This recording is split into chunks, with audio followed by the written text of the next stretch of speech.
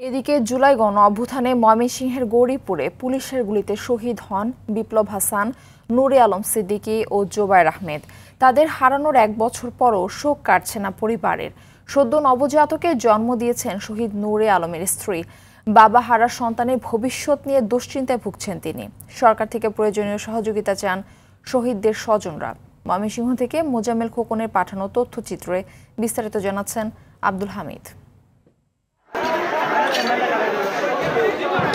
2024 সালের 20 জুলাই ময়মনসিংহের গৌরীপুর উপজেলার কলতাপাড়া এলাকায় পুলিশের সঙ্গে ধাওয়া পাল্টা ধাওয়ার সময় গুলিবিদ্ধ হন বিপ্লব হাসান, নূরে আলম সিদ্দিকী ও জোবায়ের আহমেদ। পরে চিকিৎসাধীন অবস্থায় শাহাদাত বরণ করেন তারা।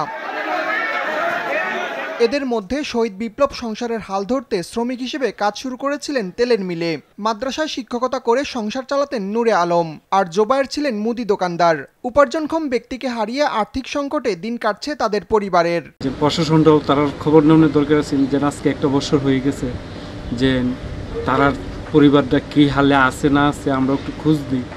এই ধরনের সহযোগিতা আমাদের পাইছি না। বৈষম্যের জন্য লড়াই করে প্রাণ দেওয়া শহীদ নূরে আলমের কন্যা সন্তানকে যেন ভবিষ্যতে বৈষম্যের শিকার না হতে হয়, তেমনটাই চাওয়া স্ত্রীর। আমার স্বামী বৈষম্যের শিকার হয়ে মারা গেছে, আমি এবং আমার বাচ্চা যেন বৈষম্যের শিকার না হই। আর যত সরকারের যত সুযোগ সুবিধা আছে সব যাতে আমার সন্তান এবং আমি পাই। সরকারকে আরো জোরালোভাবে তাদের পাশে দাঁড়ানোর আহ্বান জানিয়েছেন বৈষম্য বিরোধী আন্দোলনের এই নেতা। কিছু টাকা পেলেই একটি শহীদ পরিবার তার সম্মানটা পেয়ে যায় না। তাদের বর্তমানে যে ভূমিকাটা পালন করতেছে সেই ভূমিকাটা এই জুলাই আন্দোলনে আহত শহীদ পরিবারের কাছে যথেষ্ট নয়। তাদের পাশে প্রশাসনের আরও ভূমিকা দরকার এবং আরও ভালোভাবে দাঁড়ানো উচিত।